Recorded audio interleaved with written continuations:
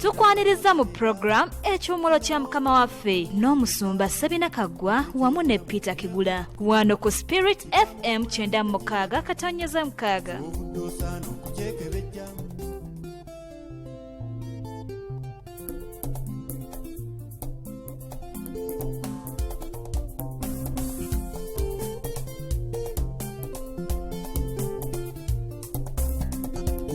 Atabanguza omwoyo nawe awulira nga toterera funa otuula nkubuulira ekyama eky'obulamu bunywevu bw'eggulu kigamba obulamu tekiba kyangu ky'obudde osaana okukyekebejja olyoke oyambwe mu bulamu bwonna obeere bulungi muganda wange.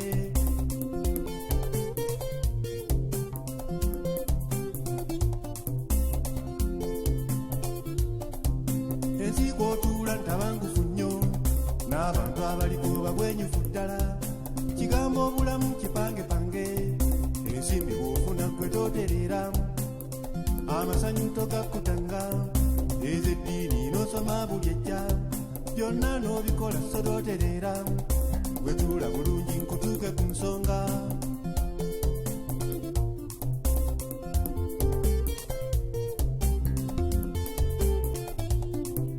Manyi by'okutte temuli kantu gwe okutte ebyoya temuli nanswa kigamba obulamu tebiba bintu kiva mu kubaana Katonda w'omu Katonda omwoyo yatonda byonna bw'obeera n'oyo nga butereera bw'oba towulira nga butagatta okwata kino nga kiri kigenda ozungodde eri nga bw'olaba embuyaga olwo n'okutuka obukoowu wenna zowa amagezi nkubuuliridde kukwata ebyange wona ebiteeru bakubana abakuwaanawaana bakawa mwana abagatinko abo abamuwaga mu malinnya gokka naye bw'obukka nga badduka embiro ne bakuleka mu kuyaggayaga gyemudde njagala nze kuwe ku kyama gwe weetereze.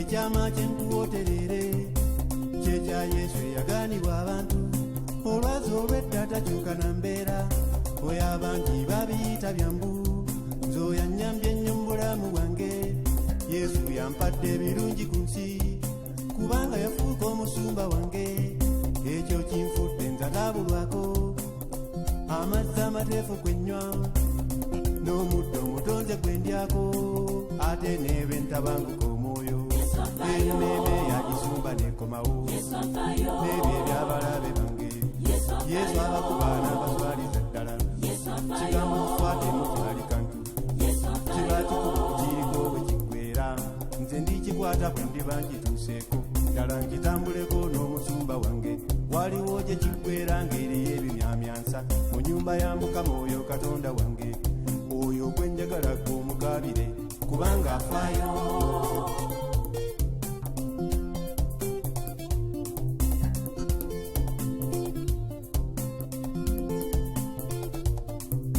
Ono Yesu bajonye ku munnyo mu byafaayo abaliko buli mbeera abajjanga n'abawanguza ebizibu ate ekikulu na buli kati asobola okuyamba oyo awulira nga yabulako kyemudde njagala omukaabirenga Yesu yakutte obuyinza bwonna oyo abeezaawo ebitonde byonna ekyemmumanyiko takyukakyuka Yesu abeera mu budde obuliine leero obanga yayamba ababaakusooka kano kacyansi kagoozese leero oba mutima gwe gubuukabuuka kukwase Yesu akumutereze oba abaami gwe nga baakucanga kwana Yesu atatangacanga oba obwakubuuka bwokukoota kwana Yesu alina obuluddo oba emizimu gyakulijja ku nkoliko kukwase Yesu agikuwonye leero oba abaana bakiri bakyattaka kikwase Yesu abiyinza byonna kikyomongamba ekyo kyatayinza Katonda owange ebyo n'abiyinza nnyo kyenvudde njagala omukabire weweetereze.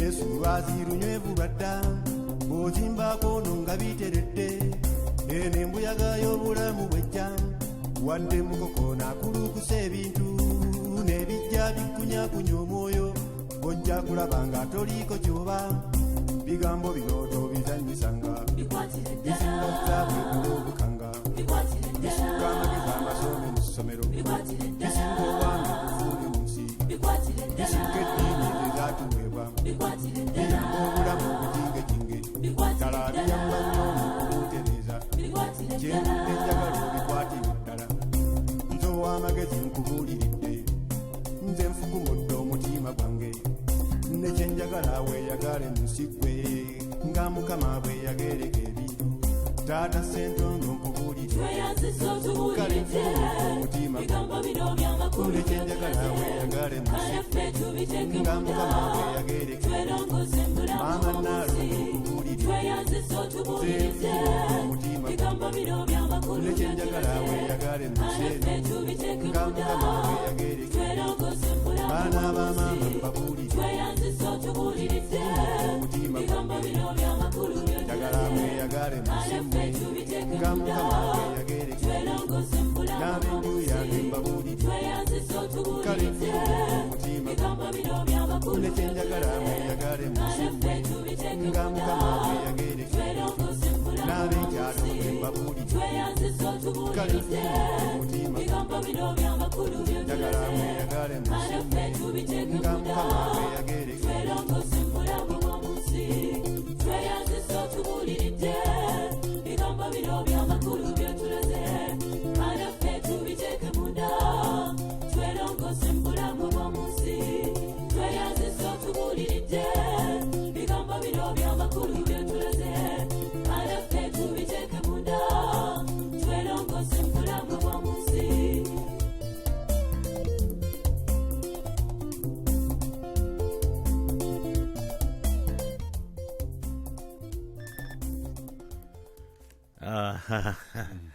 wafukumula omutima nange ate bwona ogulekamu bajja kuziika nagwo ebyogende nga tebabiwulidde nga kyoyagala beeyagale mu nsi eno nga Katonda bweyagereka ebintu tayinza kwetolooza bulungi buno bwonna nayagala obeere mu nnaku ekyo si yentegeka ye yakwetolooza obulungi obwo bwonna osobole okukula era owangaalire mu bulungi obwo. Omulungi awuliriza obiwulidde oli ku Spirit FM 96.6 mu programu ekyumulo kya mukama waffe eno nno ebeera buli Monday na buli Lwakusatu ssaawa zino zennyini. Twagala kubuuzaako nti wasiza otya eyo weebale gy'otuusaako engalo. Tukwagaliza okuwuliza okulungi nga naddala ng'olina b'osunyaako. Programu tugisoosotola busoosotozi naye twakwebaza abali mabega waayo abafube ennyo okulaba nga egenda mu maaso. Abamu mukwata mu ndyanga, abalala mutusabira, abatukubira essimu nga batuzaamu amaanyi, mukola kinene nnyo era mukama abawe omukisa. Amanya n'eddoboozi Ndikigula Peter wamu ne muganda wange Sebina Kaggwa ogibatuusaako. Wasoote ssebo bulungi ddala ate gwe ssebo nasuze bulungi. Tera okunsooka katuyise mu bwangu. Nja kusooka kulanga essomero erya Grace International School. Lwaki nsose kulanga? Kubanga biseera byakwewandiisa. Grace International School essomero balibumbidde ku mutindo gwa amasomero ag'amawanga amalala amakulu. Kugamba omwana wo bw'obanga wamujje Bulaaya ng'oyamutwala mu nasale nga toli kumpi awo Kanyanya awo toli wabi, oyinza obuteetolola nnyo okugenda eri mu akadami endala z'owulira na wano omutindo gwegwo. Kaakati essomero lisangibwa ku Gayaza Road e Kanyanya nga wakayisa petrol station ya gaazi. Bw'oba weeyongerayo Empereerwe ojja kusanga ekizimbe ekyakalina naye wansi mu basement ye wali essomero lino liri ku mutindo ogwo. Ensomesa yaabwe eri ku approach eyo. Omala kutuukayo n'okitegeere. Simu oyinza okuba 077 078 241 ate neddala Golden Academy Kalagi ku luguudo oluva mu Kalagi okudda e Gayaza. Ojja kulisanga nategeddeko nno lituuka ne ku Nasale, liva ku Nasale lituukira ddala ku P4. Twalayo omwana wo, omwana wo asomesebwe. Omusingi omulungi gwe guvaako omwana okubanga wambala mu maaso kati nno gano ngoogerako kubanga gazimbiddwa ku musingi ogw'ekikristaayo. Kati omusiraamu totya, oyinza okutwalayo n'omwana wo n'abeera bulungi, naye ekyo njagadde nkikkaatirize nti tuli ku musingi ogw'ekikristaayo, ogwa Kristo. Kati ebyo mbimaze. Nenjagala okulamusa ennyo bakadde bange bano mbatwala nga nsonga nkulu. Awo mukadde wange Yunia Nalukwago ne bonna booli nabo nkulamusizza mu Mukama waffe, nkwagaliza ebirungi bya Katonda byonna abikutuuseeko. Mukadde wo Miriyeri Nakawungu byaleka talidde, jjukira bibi olina okubirya naawe tobireka. Ate nengende wa mukadde wange era Katumba Wamala atali Mujaasi Makerera awo, ne maama Ane wamu ne mwami Musisi ne mukyala Musisi, mwenna mbatwaliramu nga bakadde bange, nange mbaagaliza ate era n'olunaku olulala okubanga muvuddeyo mwetererese muwulize ebigambo bino. Nja kulamusa baganda baffe gye twabadde, sijja kumenya mannya naye gye twabadde mwetegedde bulungi eruweere yebbowa.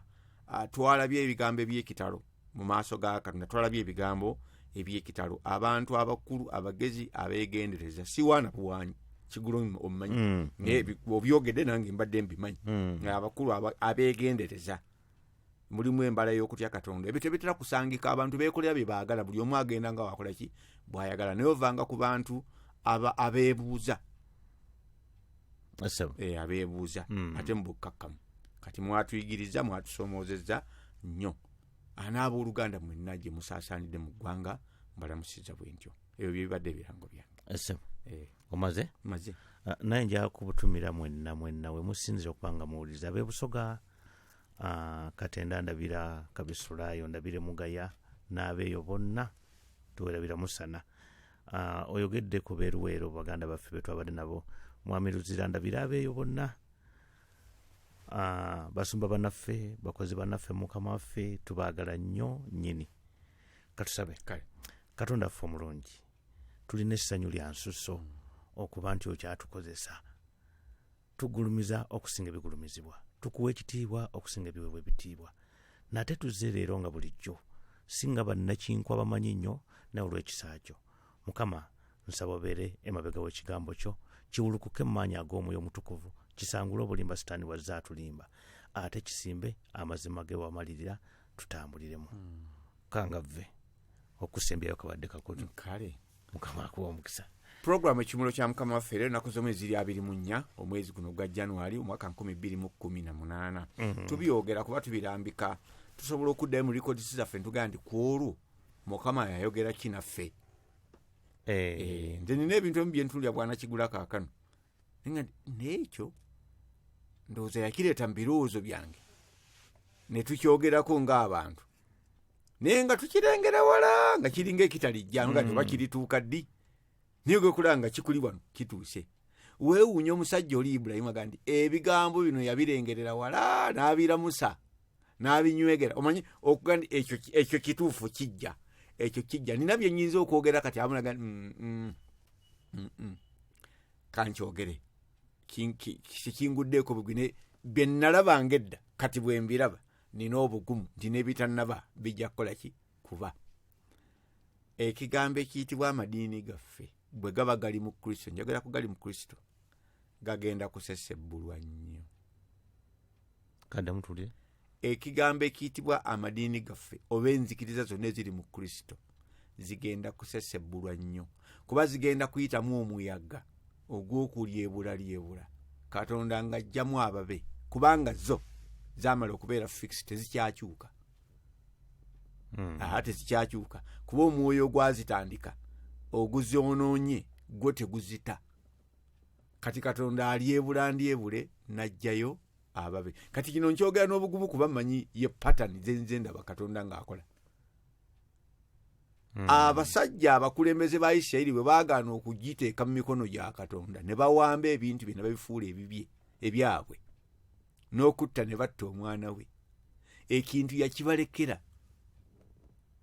naye n'afulumyamu ki abantu be. Ekyenjogedde kiri wala nnyo, tokimanyi bwe kyabaawo. Ate n'atandikira awalala, oleka otya abantu abatendeke, abantu ab'ebbaluwa n'obalekayo nga ggwe Katonda ate omanyi baatendekebwa, n'obalekayo n'ogenda n'abavubi noleka Bagamalyeri abasobola n'okunnyonnyola obulungi ebintu ne bajuliza basuda ne bajuliza baani ne Pawulo n'omugjayo ng'anaatera okulya obwa paapa oba obwa kalidinaali oba obwa kibishopu kuba Pawulo yali muyivu yatendekerwa ku bigere bya Gamalyeri nga mpaawo kyatamanyi munzikiriza n'aba munyiikivu okusinga ne bonna abaaliwo mulembe gwe omwana omufalisaayo oyo n'omusanga ku luguudo lwe Damasiko n'omwambula byonna byalimu n'atukoga nti ne byonna bye nabalanga okubeera amagoba kati mbibala okubeera empitambi. Njagala owulire yabibala okubeera ki? Empitambi. Ekigambo ekyo gwe tunuulira ebintu byonna bye tukwata kati ebyekitiibwa ebitugaana okwogera amazima, kubanga bino bye twogerako kigula abanene abayivu abakukunavu babimanyi n'okutusinga ffe. Gwe tosoma nga church history, nange sisoma nga church history ng'abasajja bwe bamusoma naye baguguba ki bugugubi ebitiibwa ebiki kati ebyo byebigenda okuddira kanagane okay nfulumiddeyo ddala ekyammwe kiikyo afulumye eki ababe kati bwokitulira nga kijja kujja nosaasira gwe nakigamba emyaka nga 3 egiyise nagati wa tekisoboka Yesu agenda kudda agenda tusanga tuli mu bibiina byaffe ebyengeri ez'enjawulo nga bwezi okujjako ng'ebyandiikibwa bigenda kutandika okudiba.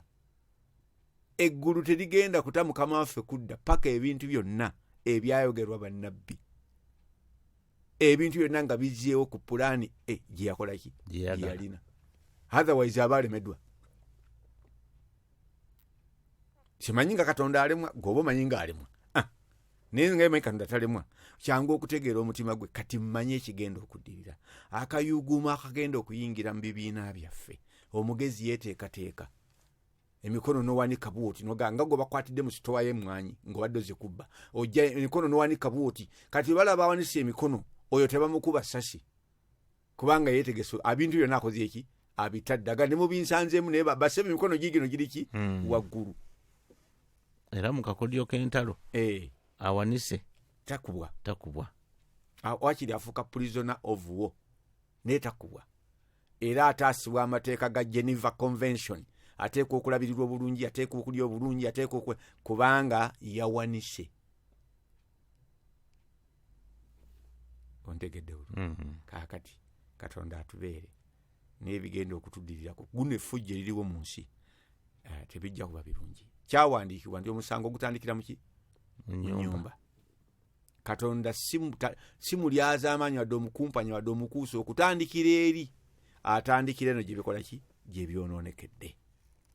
Kale nno twebaza Katonda nti atuwadde omwaka guno nagwo okuwuliriza ebigambo ebirala ebimu ku mutima gwe. Ne leero bino bye mpulidde nga twongereza gye tuvudde. Ekigambo ekikuliridde ennaku zino kwe kunyweza, kwe kuleeta amagoba agasaanidde saddaaka ya Kristo. Kwegamba nga bw'otunoga nti awo investment yeeyo. Omusajja mulwana yaleka akoze investment ze wano mu Nice House of Plastics n'ebyo. Naye singa company yeerekeraawo okukola ebintu kubanga mulwana yagenda, kaakati ziba zaamusala. Kuba teyakola kintu kyakubeerawo nga waali, kyakubeerawo nga n'okuvaawo akoze eki? Avuddewo. Abasajja bamadivaani beeyongera kugenda mu maaso. Olaba ne babagoba wano Amini n'abatwala tutteeni era baakomawo, bammetta baakola ki? Baakomawo. Bo baalina ngeri ki ezinywezaawo ebintu byabwe naye banga binywedde. Katonda ye munafu ennyo atayinza kutandika n'amaliriza. Mbuuza gwa ndi mu maaso. Bakozi banne bebaliko obuzibu naye ye talina ki? Mutawaana. Kaakati abakozi abo bagaana okukola ebyensonga, abafuumuula kuba obuyinza akola ki? Abulina. Kati abaliwo ng'abalamu twegendereze nnyo kuba ebizinesi gye tulimu obanga ya Katonda. Tugende n'obwegendeza. Tuweereze Katonda n'okutya n'okukankana kuba Katonda waffe gwe muliro ogukola ki? Ogwokya. Bino ebigambo oyinza obiwulira obuwulizi bwotyo.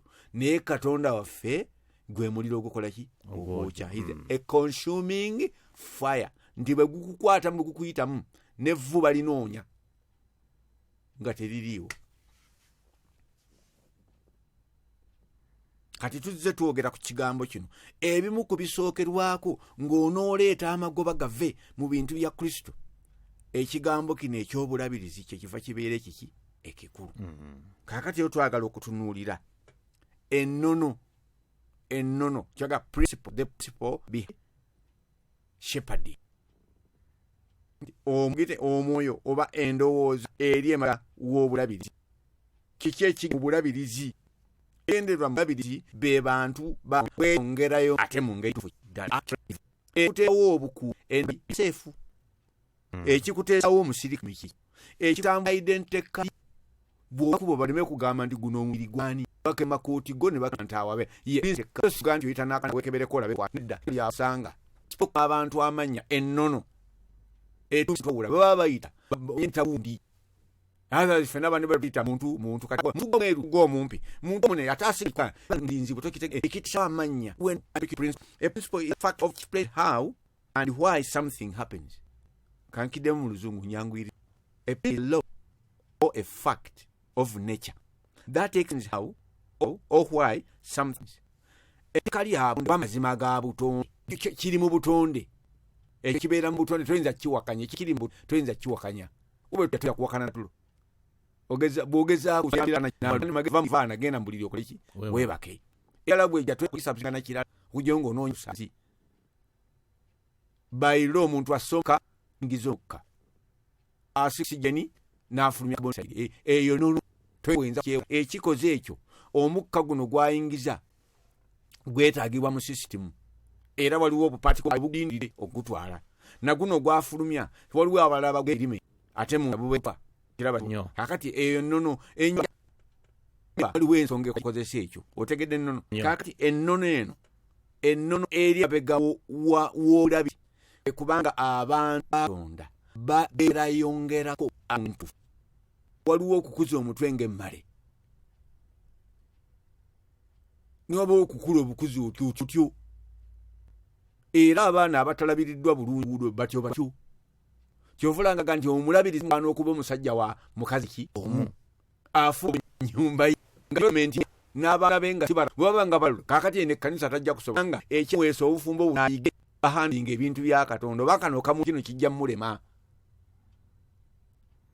nti omwesigwa katono gwe bakwasa ki ekinene kati sendezo n'obuyigiriza nabumala waliwo ekintu kyabeene nte ekintu kino adde nkula nange ensolo gani wakimpa kiri bwe kiti kati okirabo ekifanana wampe talanta 5 naye wazindekera ng'ozibaze zizino meka 5 kati ndeesemu endala meka 5 tekyeyongeddeeko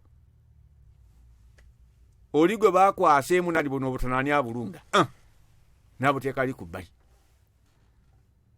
wakampa bwe kali obulabirizi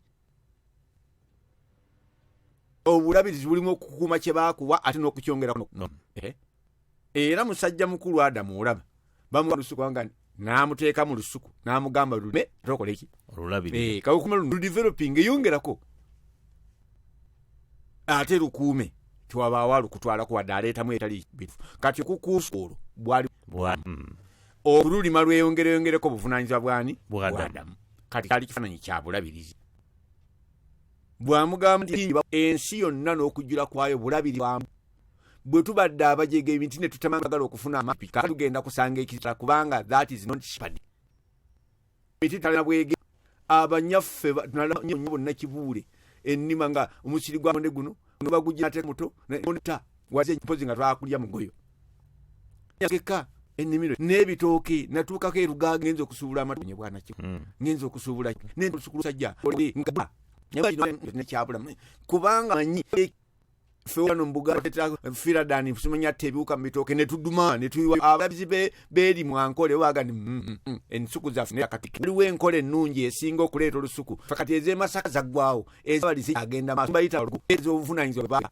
onte kati nno gitegede ibike nagitegedde ekigambo bulabirizi kigambo kikulu maaso gani lwaki bakise accurate tukigendi accurate development ebintu byonna entandikwa iyo kubeera ennungi naye omutawaana guli wano mu process eyekintu kino gye kyagala kikote kituuke bifiira awo abayisirairi bonna baavaayo emisiri si bwe kiri naye bonna baatuuka baabuuka Yorodani abasinga bafiira mu ddungu lwaki Alooni omu ku balabirizi abi yaleetera abantu lumufa abayanga ndi sebo ono Musa aluddeyo tutegera bya Musa tukolere ndi bakatonda katundu wati ng'agenda kugenda tiiba n'agamba muleete empeta ne bazita n'agamba nti abantu nekyabwe ng'endiga tebamanyi muddo mulungi, nekyabwe ng'endiga bakubula. Alooni yalaba abantu nga babula n'abawa kyagala bagenda muwa kyayagala kitiibwa. Kana akalenzi kaati koogerako Musa afunye omwagala katange bagenda kundabawo naye n'abantu bangi lwa bulabirizi. Muna okulabira byalo atandise okweka Katonda. Agenda Katonda abantu genda ku lwazi luli olugambe. N'agamba ndi Katonda byokolero ojja kujinya abantu ojja bakola ekyejo miggo mpwa buli emeka ebiri amaziga naye Musa n'asibwa ku banati banayingiza yali mu kiki kwali ku nkubira kikulu waffe waliwo musajja namwewuunya yazaala abaana bangi abaana bwensi alaba akaana akazaalibwa akaali kasingazaala myezi esatu n'agamba nti yajja okulabirira ebyo naye nga abaana abaali bakuze balabamu olwokwebo nga tabalaba mu mbala neewuunya nnyo omwana ono agenza akula naye bw'atuuse mu buvunaanyizibwa bintu bulungi n'alukwa emboko kuba kulaba bino bagoba nnyabwe mu maka omusajja ono yalenga ati saamula yamira naye nga wagasa bakulu ge yasookera asobola okutwala ekintu kyeyongerayo kalianyizibwa nnyo okusookera ku bulamu bwo bwennyini ne ku bikwedde era tasobola kwefuga tayinza kutwala buvunaanyizibwa bwa kufuga balala tasobola kubanga ye kenyini akoze eki alemeddwa muzibe tayinza kulembera ki bazibe banne kaakati ennole eno ey'obulabirizi eri mu nkola obuwanika na Katonda byakwasiza abantu obuwalabirizi enjawulo z'awa kino ku mukwano gwange Roni ye yali tulina ka fellowship kafaawo n'akane kanyumenga nti omuwaka steward bwe bamukwase custodian ali aba Uganda sima departed Asian custodian ekifo ng'omuyindi bwe yakireka era bwe kikola ki bwe kiri omuddo nisikola kibiri genda embaale wano bwe bito bwe biri kubanga bano ba custodian batereka buteresi Katonda tatuwa bintu byakutereka buteresi bikubera kanga mukazi kutereka mutereke yakazi omudivu ngomugereko kyuli takuwanga baana bibeerawo nga bikuwaana babeemu abantu erawo ku kibanja ndikusamyayo na magunju na bibe obulako yigereko kandi yogerako obungi kyolinawo kyotadde 10 waliwo omuyeye katadde nnyo abaana kati nveza mamisa walanna leto tuze magazi ango ozaala buzaazi olinga maayo ozaala nolaki oleka maya zimanya ikamagine zambulira omwana walugeri yabo kati ekireko in fact zile kensa maya zola tutera kwegwanga bama betambulira la ntegese kakati ene ya spading nagamba luli ti mu bintu nateragira omuzi gwe muri weddala mizanyo gulumizanyo nanka nibyo birungi nnyo nebyo bisaawa busaayi ebyo paka sabasa bandi olenga fa egwe kuzimba inga shifabati inga ikitibwa kajja kungandi abafujja bakuru nebwe batwe bafuna ajja sa tofali eriso sebanya bakawansi muki naliyo kateka yejinya WTC yesi yali eteranga wekenyini ayinza okubaleka ku site ne kolona atasobola kujja naye site twetandika okuzimbibwa abaayi ate naliteekagateka naga eryo ne litereera ne bwe yitambulira asobola okudda n'abanya nti muyimbye bubanga ejjinja naliteekawo mpiti bino bye mukola bino byawukanye ngandi ono namugamba nti kawunaga nti kanaggweramu eyo mu bya Katonda kanagwa akudde ndowooza kakati mu ogwo Katonda yitira n'atuwa obuvunaanyizibwa enjawulo wasa kampani oba akuwadde buwanika awadde buli kati mwe muva bino obwekanisa kakati atuyiga mu bino eno wansi tulyoke tukwalifyinga taina ibokuli abyawo byosi tatwala telekso erontegedo ina kyagala obokitegedo nakategeera lwekirudde katwagdo nzudde omusajja ali mutwana ogulinga ogwange nengogulinga embere nugo dabola nga yane nyamanga fena naye nakakizo ng'afaayo ku ebimwereddwa yali mwesigwa kulabirira n'olabanga olaba nti ng'awandiriye naye 23 yeesigamya ku kyayiseemu naye ngalabiriranga makuba ag'obutuukirivu oba erinnya lye kugamba engeri gy'ebyombo gyange gwe muli era yalabirira kyova olaba nti ntuuliddwa kabaka kw'abantu Katonda so sinoonya obibi enje yatulamu yamanya nti ngiteekeddwa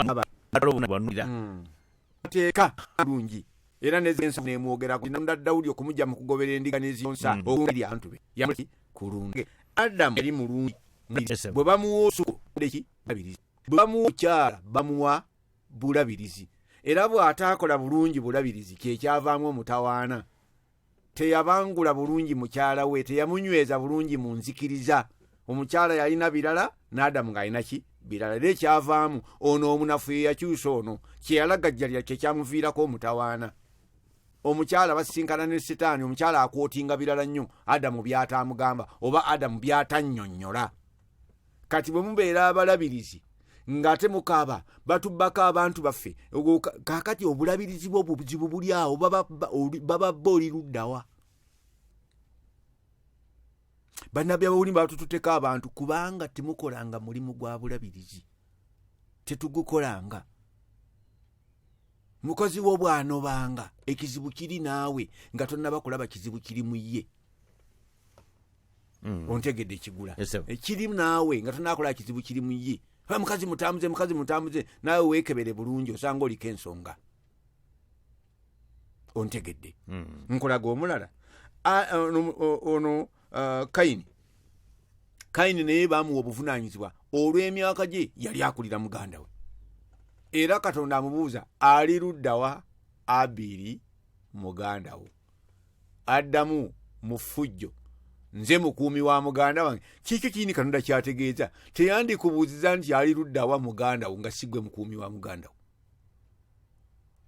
bw'obanga okuzeemu mu mwoyo Katonda kyava akulonda obeera omulabirizi w'abalala kubanga okuzeemu osobola okuyamba baki abalala gwakaba oba ovaawo obuvunaanyizibwa obulekera bebi va kuono yabulekera yalaama ng'alabye ebimpenempene byakuziranga nti kati ono mwe munaaba akantu Katonda n'ayamba buyambi era asobola okulaamira ebbujje ne libeera kintuntu waliwo wasenkoolewa ne bweyogerere naye yalaamira omwana omuto omulenzi omuto nakula naye bamuyita muwanga amakata yagatunda n'ebintu yabitunda yafa akyoppa muto yalaama lwa buganzi ndowooza naawe omuto omwegala ebintu ne byonooneka so obwo obuvunaanyizibwa otegedde bulungi ndowooza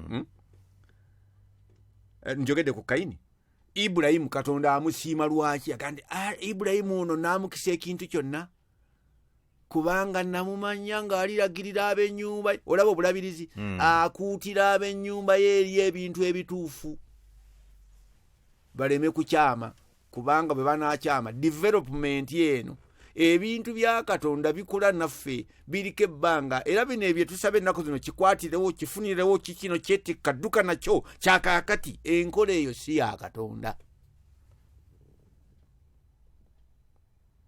sebo usirikire ne siyani si ya Katonda oyo eyamala ennaku omukaaga ng'atonda ensi tayagala kukuwa bintu ng'apapirira gwembuulirayo omu gwe yajja namubula amazama namufuula ekintu ekinene eddakiika eyo bagani ajja abaavu mu nfuufu yaki y'ensi n'abatuuza wamu naki n'abalanga eyo process ogyerabira ayina gwe yali ajjaeyo olwaleero n'amuteeka buteesi bw'ati ojjanga nti ate Yusufu gye yamujja process y'okudevelopinga Yusufu ono tegiraba asooka kulaba bulabirizi bwe mu nnyumba ya kitaawe aloopa baganda amulabye wa Potifa nga musajja mwesigwa ne mu kkomera gye bamutadde era n'asigala nga muki mulabirizi oyo tasaana okulabirira Misiri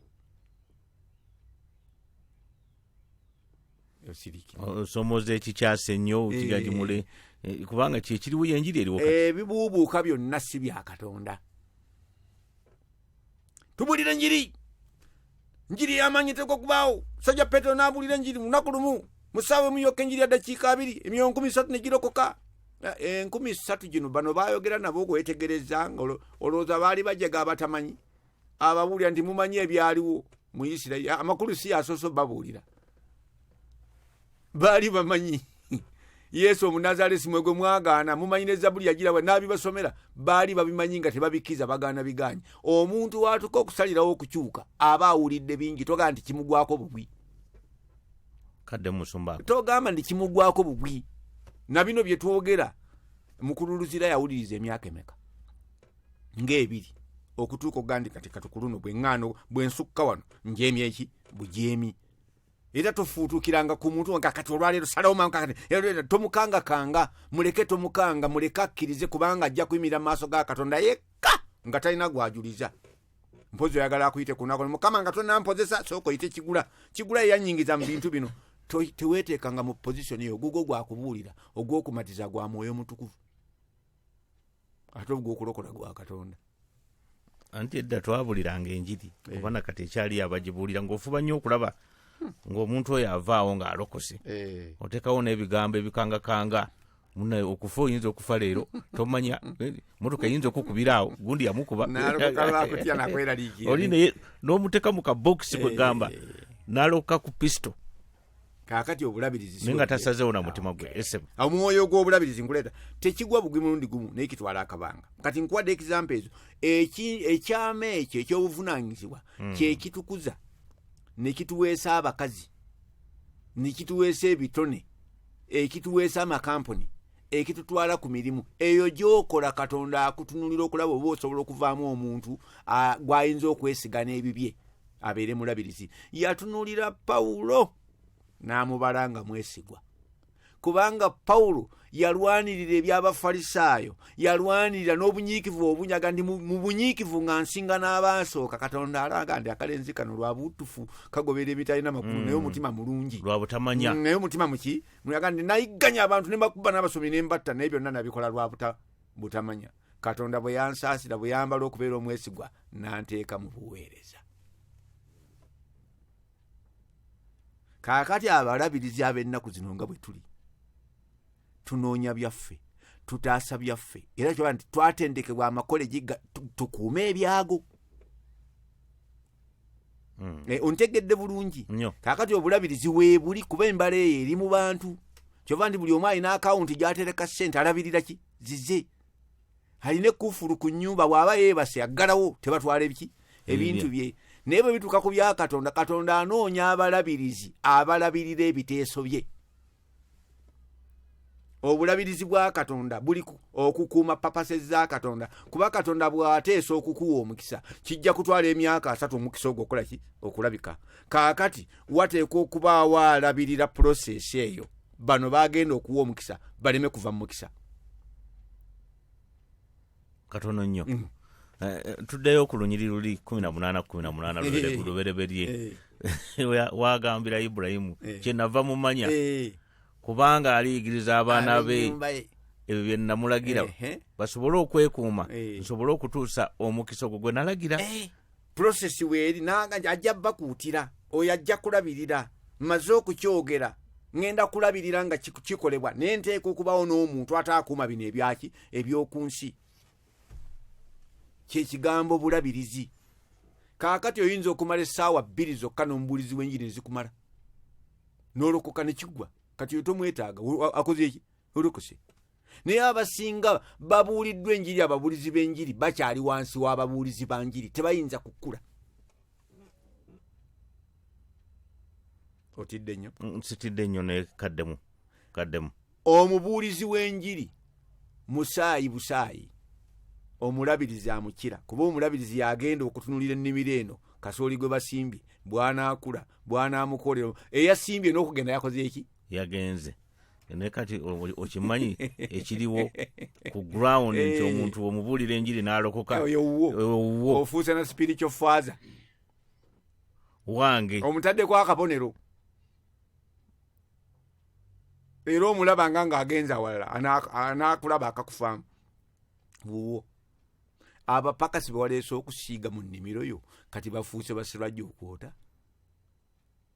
Abatume omutume oyinza okubeera wansi w'obuweereza bw'omutume emyaka nga 3 gyokka ne gikumala kiwedde kubanga ye kimuleese kwe kunyweza papasi ya Katonda okutegeera Katonda kyayagala mu bwongo obwo n'okitegeerera ddala kati ekyo nkitegedde kati ne bwagenda. Nze omukazi eyansomesa oluzungu olwasooka mukyala Musisi Ntinda wano sikyali mu buyinza bwe naye kati I speak English. Tompulidde yagenda nadda naye kati waliwo engeri ebindabiridde okubanga nsigala nga ngenda mu maaso. Naye tulwa nnyo wansi wa bino bye tulowooza nga bye bikulu ne tutagenda mu bulabirizi. Tugenda kikabala tukituuka olaba ekitandisa okujja. Kaakati Katonda ajja abaana ba Isirayiri e Misiri akozesa Musa naye Musa si yali agenda okuba omulabirizi wa Isirayiri kubanga Musa yawangala emyaka 12 n'akola ki n'afa. Naye ebintu byesimba byali byakubeerawo era byaliko abalabirizi b'ebintu ebyo ab'ekika kya Leevi. Okiraba? N'abantu abakulamu abasumuka, buli kibuga kyabangamu abakadde. Si bwe bagamba ndi munaateekanga abakadde ku buli kibuga. Kati bw'anaabanga waasobezza eno n'akuba omuntu nga bayombedde sigala n'amukuba n'amutta nga kibadde kiri kya busungu, anaddukiranga mu ekyo ekibuga. Era bw'anaatuukanga eyo aneeripootinga ng'eri abaki abakadde b'ekibuga. Olaba sewo abo be balabirizi. Kaakati bwe munajjanga mumuwondera mwagala kumukuba, banaabanga mulindeeko bimala okukka. Bwe bimala okukka kati mumuyite annyonnyole ensonga, noono amuwaabira aleete ensonga. Wateekwa okubaawo obujulizi obusukka obumu mu kigambo ky'abajulizi ababiri oba basatu. Kati oyo akole ki? Abonerezebwe, aweebwe ekibonerezo ekijjamu. Baani abaasalangawo ebyo? Be bakadde era be baki? Be balabirizi. Kaakati bano Katonda bw'abakwasa ensi okugirabirira, ate baatuuka era baga twagala kabaka. Era nabaga Samwiri nti naawe bwakabona butu, naye kati twagalayo kabaka, twagalayo obulabirizi obulala. Abawa kabaka, bakabaka ne babayisanga bwe baagala ne bakigumira. Bakabaka ne bakyamya abantu, bannabbi ne bakyamya abantu, bakabona ne bakyamya ki? Abantu. Ayogera mu Malaki nti akamwa kakabona si ke kandibadde kavaamu etteeka lya Katonda wa Isirayiri okuyigiriza abantu ekyokukola. Naye kaakano nammwe mwaguvaako mulya byammwe. Aleese endiga ennema muga ndi ng'oleese ennema nti yeeriyo. Kale teeka awo tugende, Mukama naye akiraba. Kwegamba mukkiriza ebibbe. Ebibbe bijja bitya mu ofatole? Omanye ekintu kyentya n'abalala bonna kye banditidde. Kwegamba abantu nti Katonda yaŋŋambye nga taggambye. Kubanga omuntu ono agenda kutwala statement ye oba enjigiriza eyo oba enkola eyo nti Katonda yagize eki yagambye, ogenda kukyamya nnyo era abantu genda kuvunaanwa nnyo ku lunaku luli. Kubanga okyogera n'obuvumbula nti Katonda yaŋŋambye nga tannaba nakiisa Mukama ne mu birowoozo takirina. Kale kaŋŋaye nti Sabina yaŋŋambye kisingako, naye Katonda yaŋŋambye. N'abagamba nti olukiiko lwaffe lwasazeewo balungiko okusinga olyaga nti Katonda bw'ati bwe yakoze eki bwe yaŋŋambye. Kaakati bano abakadde baatwala obuvunaanyizibwa ne balabirira. Bwe bagenda e Babilooni ne baba basigala n'enkola eyo y'okwekuuma, era bwe baddayo ne banyweza enkola nga bazeeyo okuva e Babilooni. Naye Yesu wajjira nga bayize n'obukodyo n'obulombolombo obwabwe, tebakyebuuza ku Katonda. Kaakati bataddewo ebyabwe okunyweza ebyabwe, kubanga mulimu Abasaddukaayo, mulimu Abafalisaayo, mulimu Abanankani. Kaakati abo be baataama ennyo ne bakwata Yesu ne bakola ki? Ne bamutta. Baali balabirizi. Genda mbikola Batume essuula ey'okuna oleme ga nti mbawaayiriza. Kaakati ba Peetero batandise oli Yesu bamusse, kubanga be baatwala omusange wa Piraato. Piraato n'ayagala okumuta naga nti nedda ssebo. Era ne bakungakunga abantu okukakana nga Yesu mufu wajjo. Kaakati azuukidde mu bafu ne bagulirira abasirikale bennyini. Be baagulira ki? Abasirikale. Njankulaga effujjo eriri mu bulabirizi obutatya Katonda. Babeera batemu ddala, basobola okuttira ddala. Kiggula abanaakutta abanakola obubi bwanga onoofa mu ngeri eyo. Togamba nti bagenda kubeera bakabbulu. N'Abasiraamu baakuta dda. Oli mulutadi naye baakola ki? Baakuta dda. Naye abanaakuleetako emitawaana bantu abalina erinnya lya Mukama waffe gw'okola ki? Gw'okiikirira. Kubanga mu bo bwe bagaana okutegeera nti bawanika, babyabeene babifuula ebyabwe. Kati buli kyogera ekibajja mu mmere oleese omutawaana. Essula yakuna olunyiriri olusooka lugamba bwe lutyo. Bwe baali nga boogera n'ekibiina ne bajja gye bali bakabona n'omukulu wa yeekaalu n'Abasaddukaayo nga banakuwadde nnyo kubanga baayigiriza ekibiina era baabuulira ku bwa Yesu okuzuukira mu bafu. Ne babassaako emikono ne babassa mu kkomera okutuusa enkya kubanga bwali buwungedde. Bandi balabye singa bwali tebuzibye.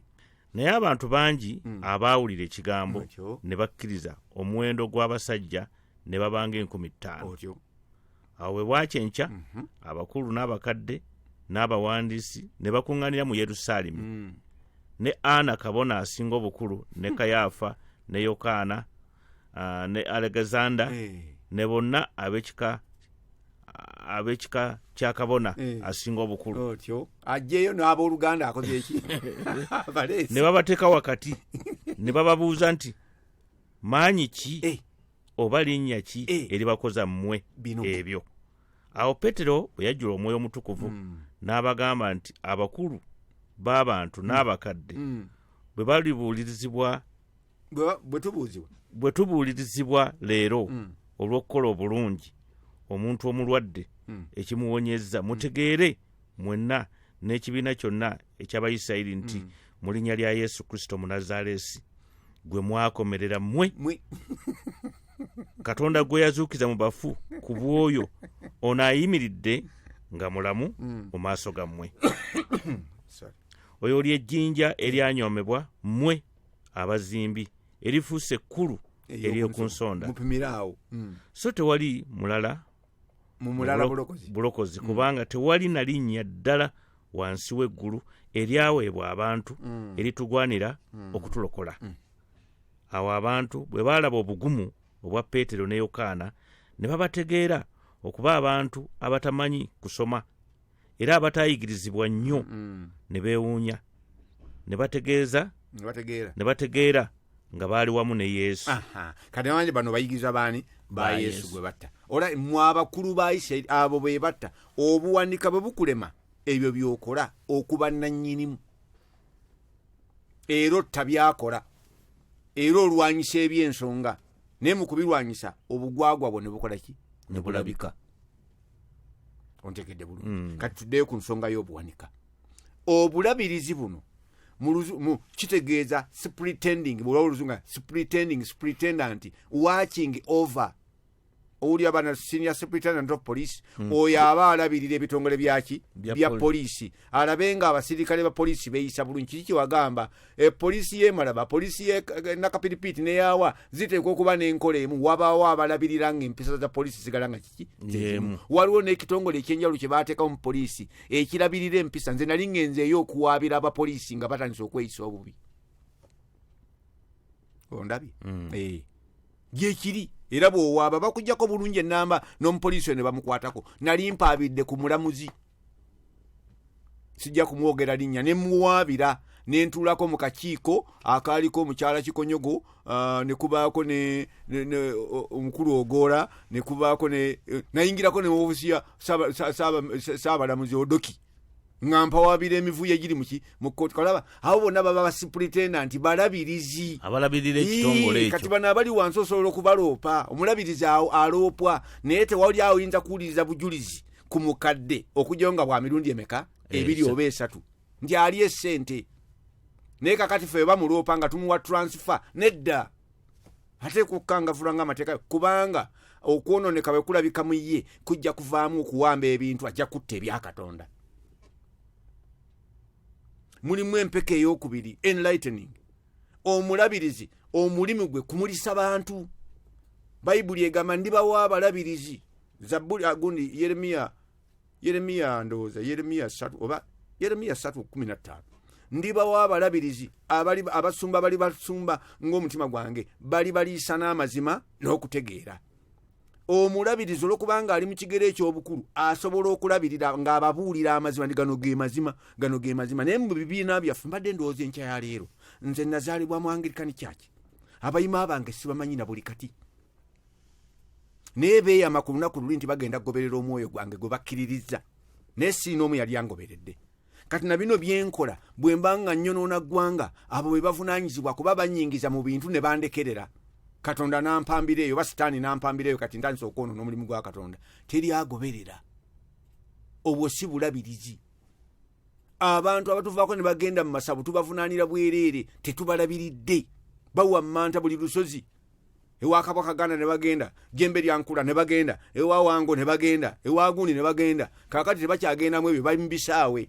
Akakodyo ke tukoze kakubateega oleme genda mu bisaawe, naffe ne tukola ebisaawe. Ekyo tekikola. Mubabuulira amazima. Ne bw'obeera mu kisenge ekyo Katonda akola ki? Akuwulira. Olaba ssebo? Obwe bulabirizi.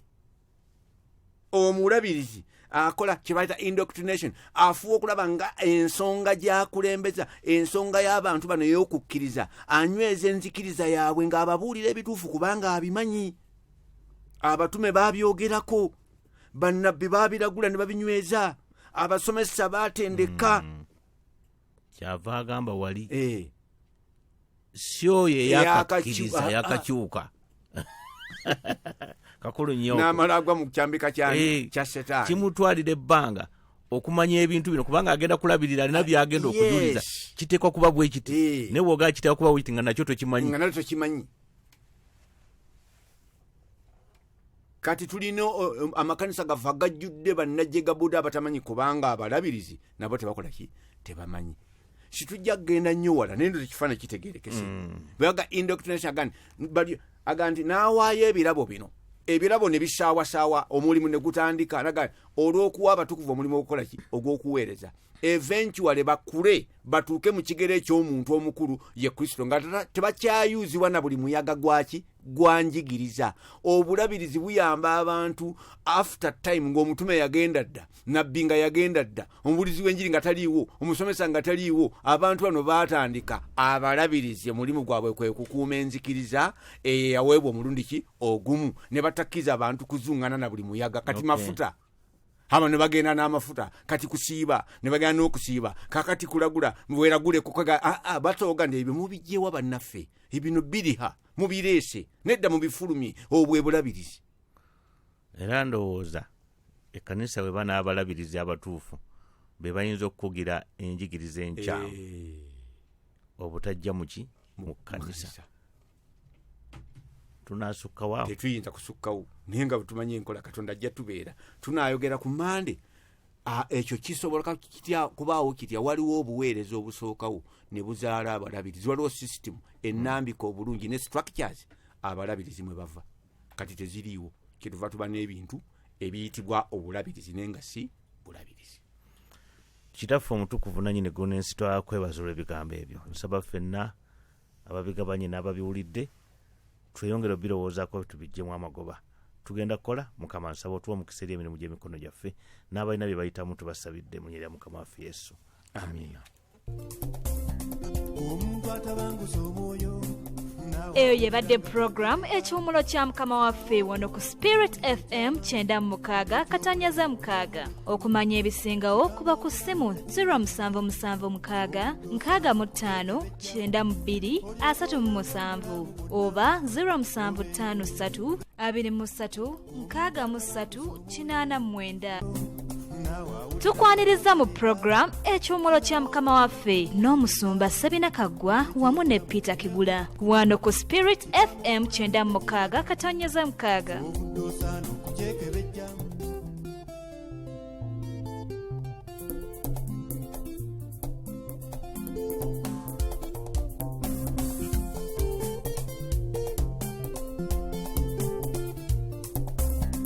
omuntu atabangusa omwoyo nawe awulira nga toterera funa otuula nkubuulira ekyama ekyobulamu bunywevu bw'eggulu kigamba obulamu tekiba kyangu kyobudde osaana okukyekebejja olyoka oyambwe mu bulamu bwonna obeere bulungi muganda wange.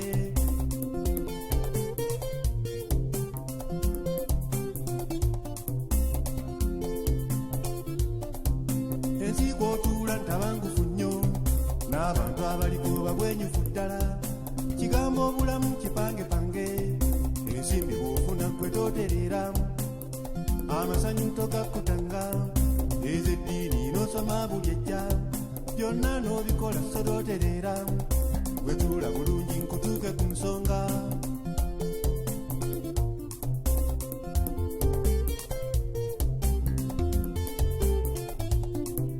manyi by'okutte temuli kantu gwe okutte ebyoya temuli na nswa kigamba obulamu tebiba bintu kiva mu kubaana katonda omu katonda omwoyo eyatonda byonna obeera n'oyo nga butereera bw'oba towulira nga butagatta okwata kino nga kiri kigenda ozungodde eri nga bw'olaba embuyaga olwo n'okutuka obukoowu wenna zowa amagezi nkubuuliridde kukwata ebyangu n'emiteeru bakubana abakuwaanawaana baawa mwana abagatunko abo abamuwaga mu malinnya gokka naye bw'okukka nga badduka embiro ne bakuleka mu kuyaggayaga gye mudde njagala nze kuwe ku kyama gwe weetereze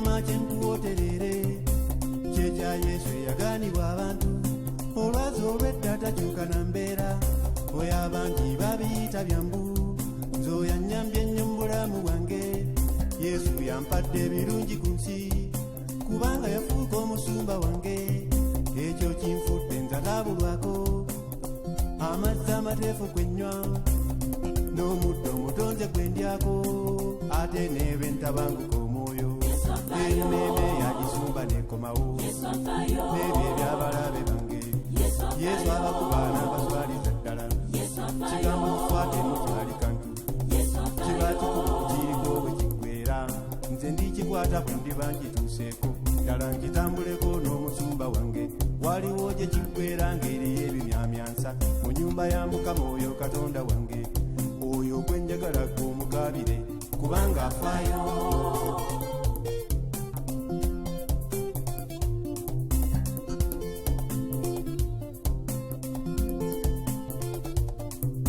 ono yesu bajonye ku munnyo mu byafaayo abaaliko buli mbeera abajjanga n'abawanguza ebizibu ate ekikulu na buli kati asobola okuyamba oyo awulira nga yabulako kyenvudde njagala omukaabirenga yesu yakutte obuyinza bwonna oyo abeezaawo ebitonde byonna ekyemumanyiiko takyukakyuka yesu abeera mu muddo obuliime leero obanga yayamba ababaakusooka kano kacyansi kagozese leero oba mutima gwe gubuukabuuka gukwase yesu akukutereze oba abaani gwe nga baakucyanga kwana yesu atacyangacanga oba obwakubuuka bwokukoota kwana yesu alina obuluddo oba emizimu gyakulijja ku nkoliko gukwase yesu agikuwonye leero oba abaana bakiri bakyattaka gikwase yesu abiyinza byonna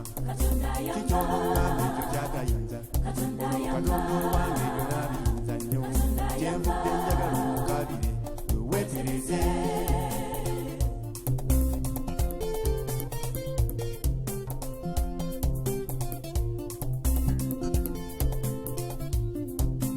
beera mugumu totiiratiira yesu lwazi lunywevu lwadda bw'ozimbako no nga biteredde eno embuyaga y'obulamu bwejja wadde mukoko n'akulukusa ebintu n'ebijja bikunyakunya omwoyo gojja kulaba nga toliiko kyoba bigambo bino tobizannyisanga bisinga kuzaabwekula obukanga bisinga amagezi amasome mu ssomero bisinga obwange obufuuli mu nsi bisinga eddiini ezatuweebwa biyamba obulamu obujingejinge ddala biyamba nnyo mu kubuutereza kyenvudde njagala obikwatire ddala nze ow'amagezi nkubuuliridde nze nfukumudde omutima gwange nekyenjagala weeyagale mu nsi gwe nga mukama bweyagereka ebintu taata sentondo nkubuulire kale nfukumudde omutima gwange nekyenjagala weeyagale mu nsi gwe nga mukama bweyagereka ebintu maama naalo nkubuulire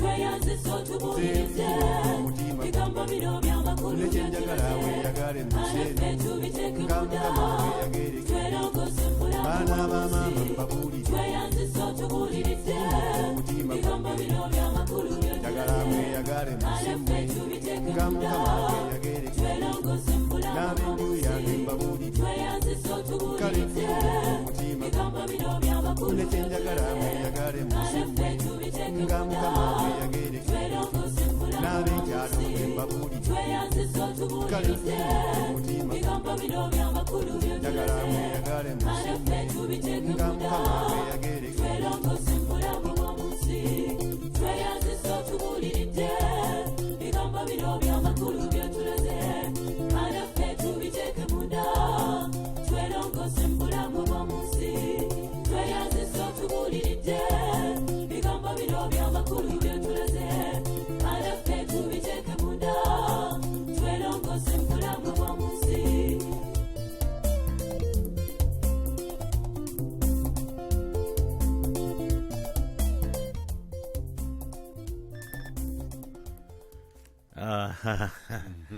wafukumula omutima nange ate bw'onoogulekamu bajja kuziika